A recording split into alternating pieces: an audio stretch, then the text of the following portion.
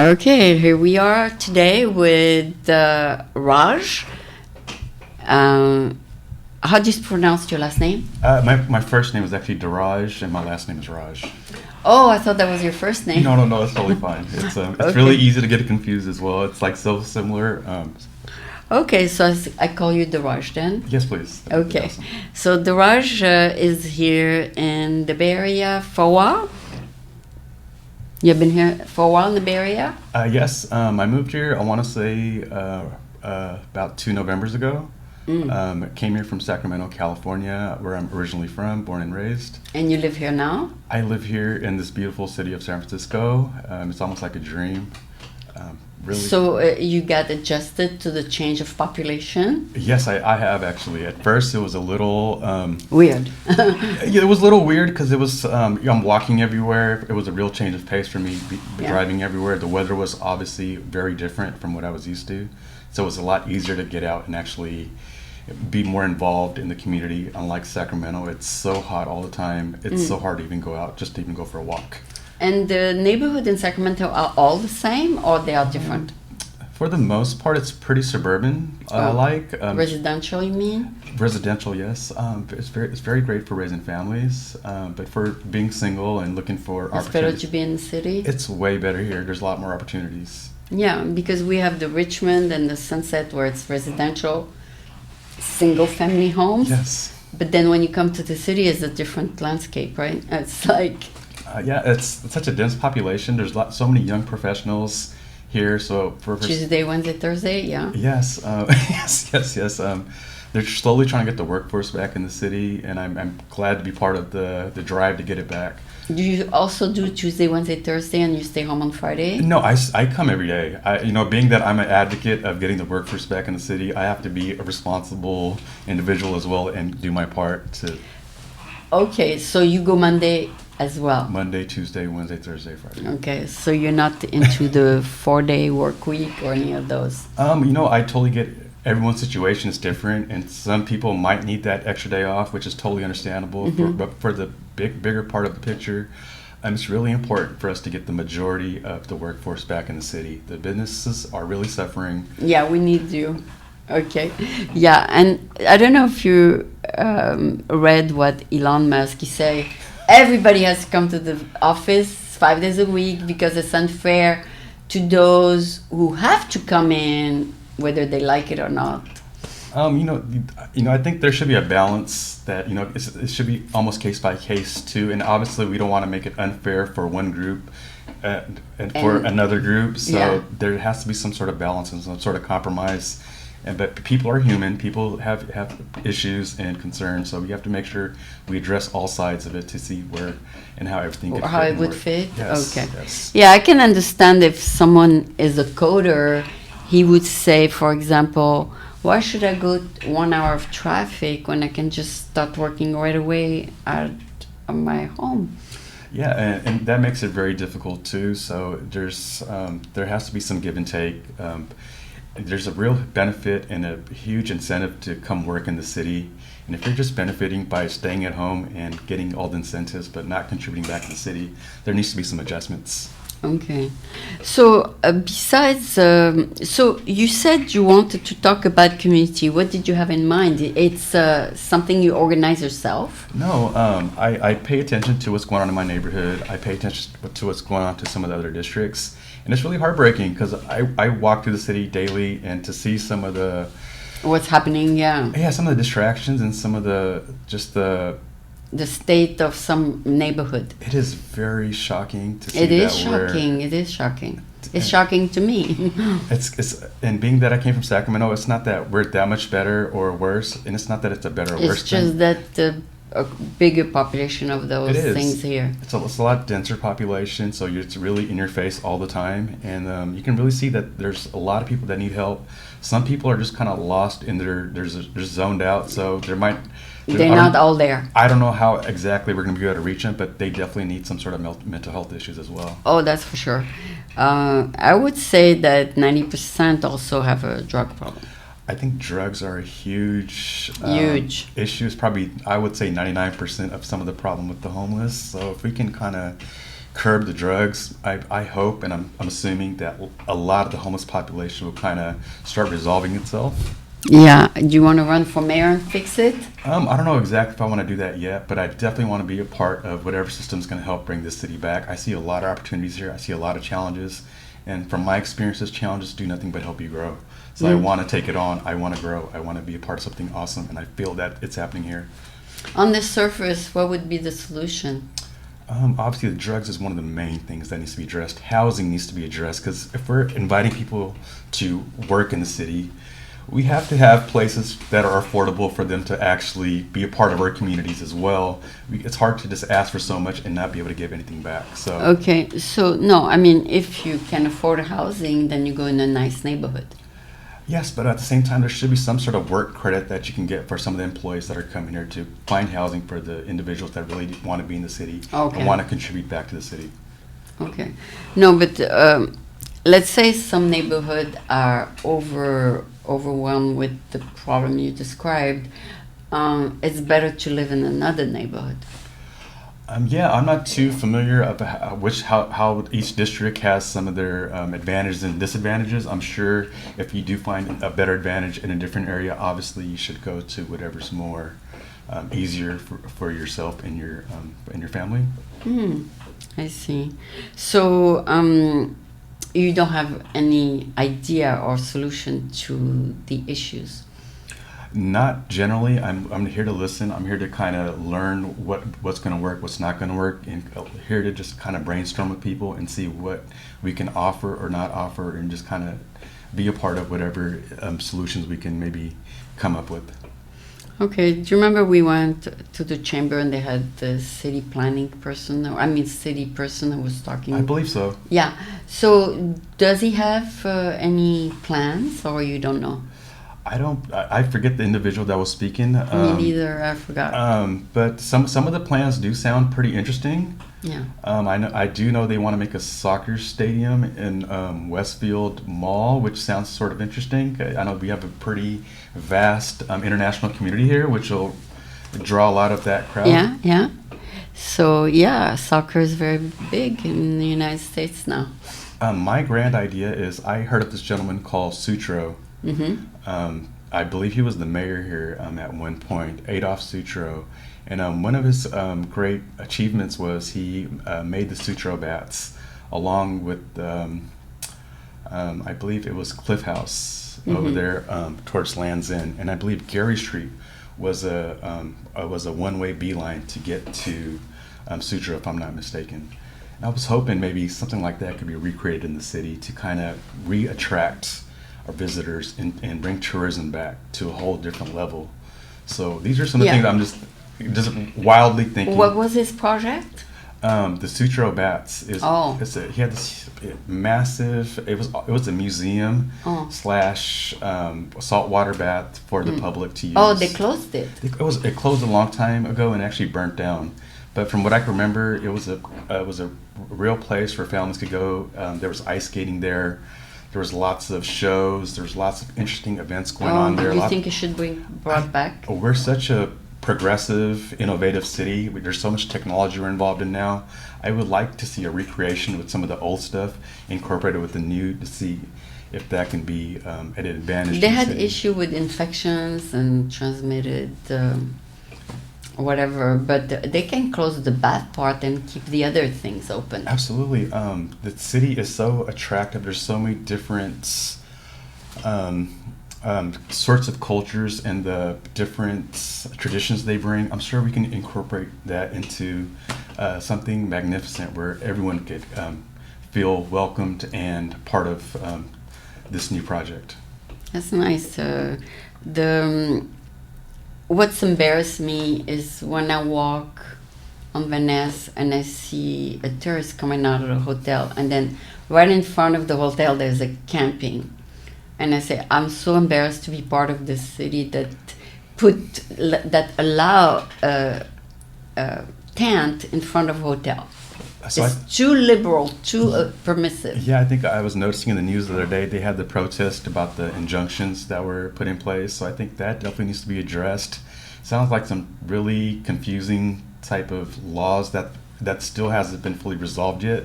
So I think it's time we really kind of open that up and kind of see what's the hurdles there. And there's a law that they say you can't move them from one corner to the other, or from one street to the other. I mean, they have their rights, obviously, but but people like us, we have a roof over our head. We find that offensive. The thing is, I believe in everyone should have rights. Obviously, any citizen of this awesome country and city should have full rights. But if their rights start hurting us, yeah. So how is that fair? No, it's not fair. It has to be about balance. I'm not saying we should push them out or anything like that, but there has to be some balance somewhere. Yeah, and there's not enough people enforcing the laws. Like, you go to a park, you want to sit down, lay in the grass, and you see someone urinating on the grass, and you say, "Oh, I'm not gonna lay on that grass." No, that's so true, and I do believe there's a disconnect with the law enforcement, with our city officials. I think that definitely needs to be addressed. The police force needs to feel like they are respected, like they are, or like we do have their back. Sometimes I feel like the officers feel we give them everything. Actually, we give them food, we give them money, we give them everything, but sometimes they refuse.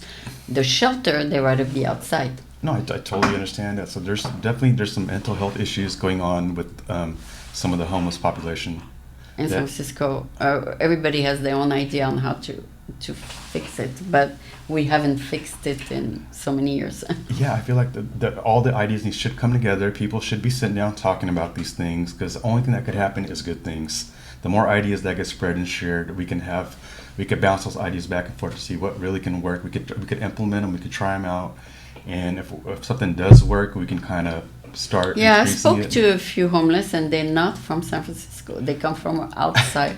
So all these cities that look so clean, they get rid of their homeless, and the homeless come here, and they say, "Oh, finally a city that takes us in," and then we have to be like the welcoming per city. I think people are getting to understand how much resources we provide to them. And how much incentive it is for them to be here and to be homeless. So we have to, like, once again, the balance has to come in. Obviously, we want to provide these guys resources, make sure they're not going cold or hungry. At the same time, we don't want to overindulge and give them so many resources where they feel like, hey, this is the life. So, yeah.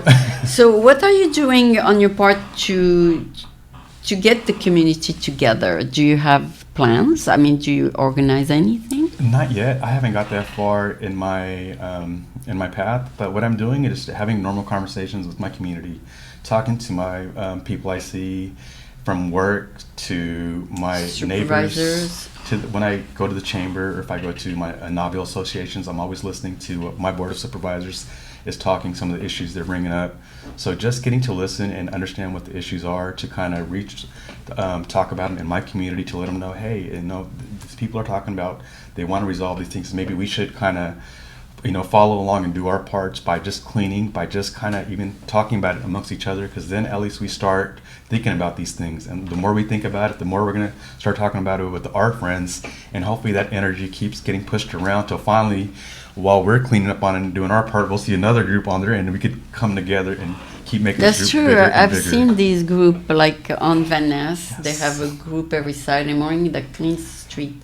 Volunteers, they're not paid. Absolutely, and I think that's and everyone has that motivation and drive, but no one really knows how to implement it.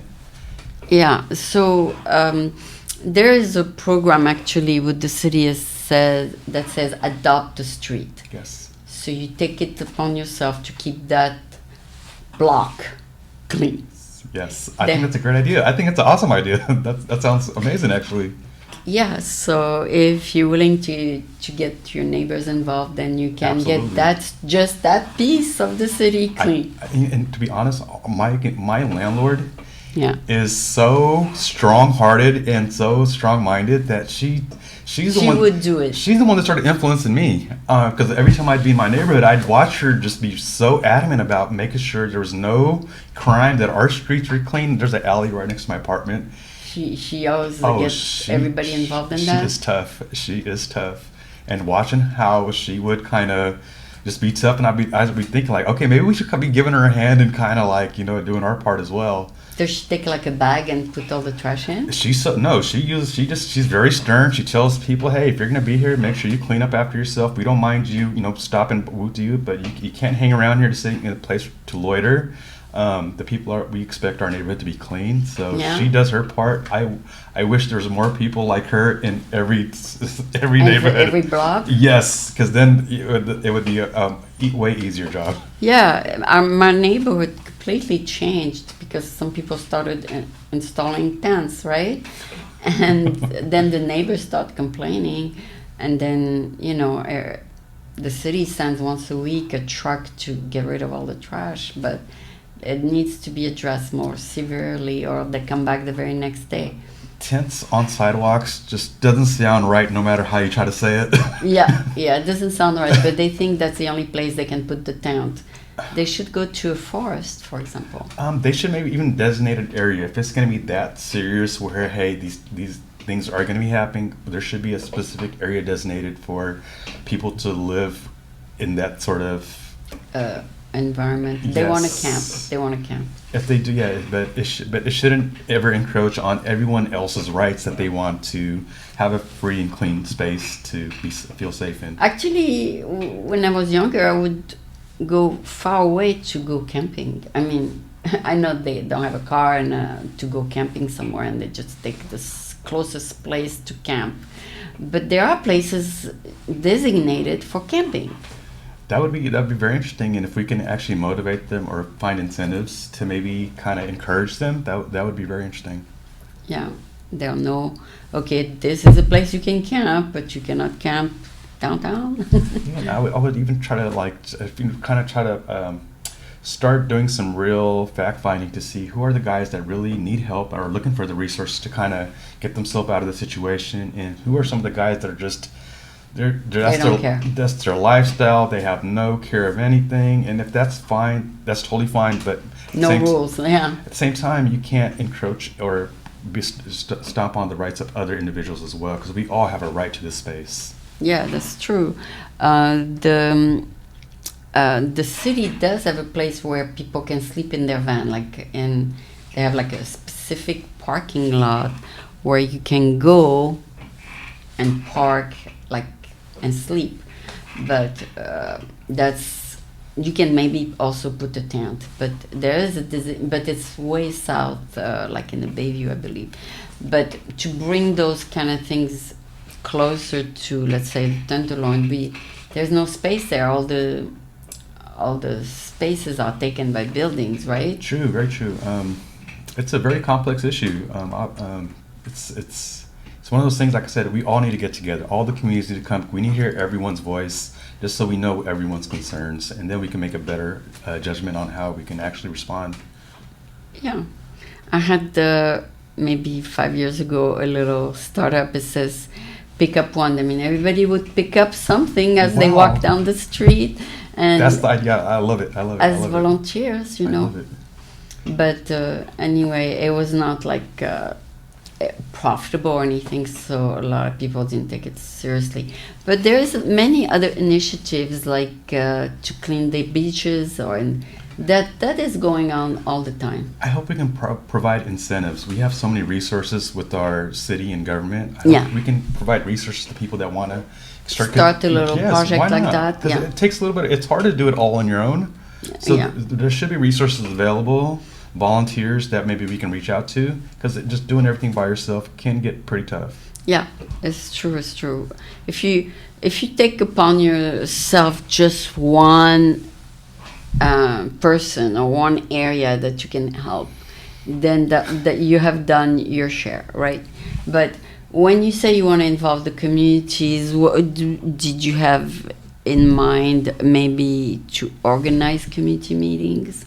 I haven't really indulged in anything like that, and I wouldn't even know where to begin. I would first like to learn from some of the organizers and event planners that are doing these things, to maybe shadow them and see how the whole structure works. And then you will take on a piece of the puzzle. Yeah, once I learn and kind of understand how the whole process works, I would love to kind of start helping out and getting more people to contribute and hopefully build a team to kind of maybe go out and reach out to more people in the community, see who wants to. Yeah. How do you organize your weekend? Is it organized toward community, or do you work 6 days a week? It's almost 6-7 days a week. Sunday's kind of more of my hangout day, but for the most part, I'm always thinking business. I'm always thinking to You work. Always. It's just part of life. If you grew up in America, you know your mind's always thinking about making money, always thinking about being successful. It's just one of those things that it's just part of our lifestyle now.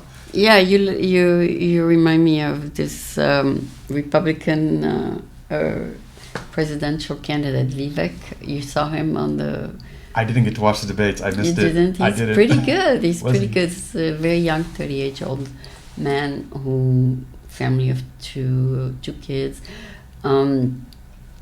But he said his parents came to the United States with no money, and then he graduated. He went to Harvard and to Yale Law School, and then he built a multi-million-dollar, billion-dollar company. Oh my God! And now that he's got it made, he wants to run for president.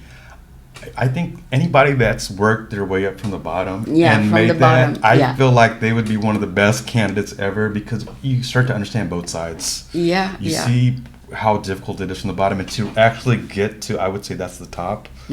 And to actually be successful there, and then wanting to give back to your community, that's like the most awesomest thing ever. Yeah, the only thing is he's Republican, but it doesn't matter, I guess, as long as he has good ideas, right? The way I look at it is, as long as your ideas are genuine and good, I'm not really too worried about where the ideas are coming from. Doesn't matter the party. It doesn't. Not at all. Not right now, because I'm looking at the holistic situation. You're allowed to vote in the United States? Yes. Oh, okay. Yes. So you'll decide later.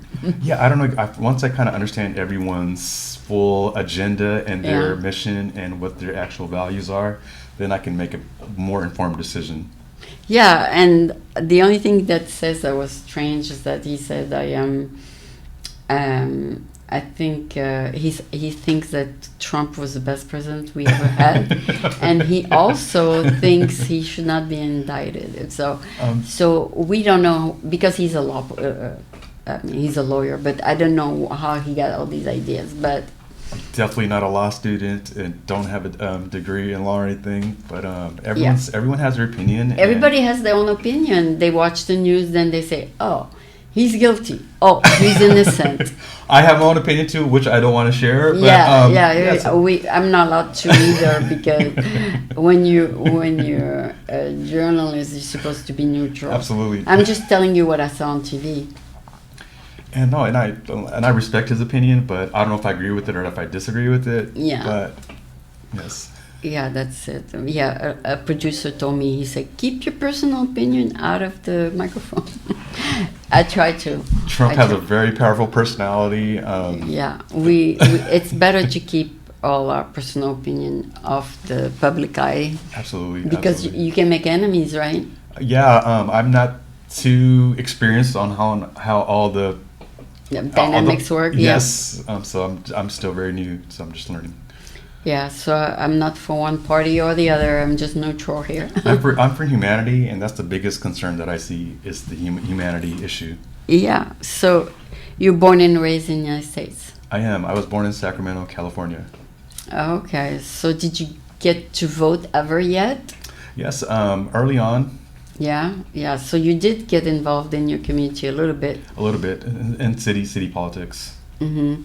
So you think it's good, in general, whether you support one candidate or the other, to get involved with the views that you support and everything? Now that I'm getting more involved and I'm realizing how important your vote was, early on I was such a rebel. I just thought, hey, your vote didn't matter, no matter, it's all rigged. And now I'm realizing, no, it's a huge part of, your voice does matter, and it is so important to vote. And at times we didn't have a voice to vote, so now I'm really trying to embrace that and really get more involved.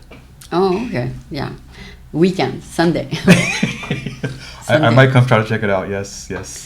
Yeah, I'm sure that whatever company you work for, they're very much involved in some community aspect and everything. Absolutely. Yeah.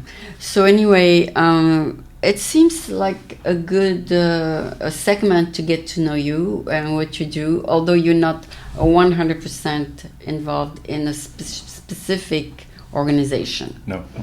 You are mostly involved in many organizations. Yeah, I'm part of the Knott Hill Association. I'm part of the chamber here in San Francisco. I'm looking to join a few more organizations, which that really aligns with some of the things we talked about. Yes, absolutely. So just trying to see where else I can find like-minded people that are really thinking progressively, really thinking holistically, and really just wants to help the city get back to what it is, and even beyond that. I feel like there's so much potential here.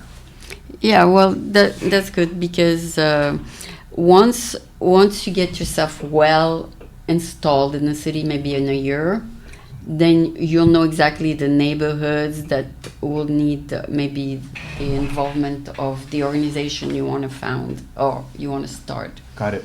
Awesome. Yeah. So I appreciate your feedback about the city. I mean, I share a little bit your concerns also.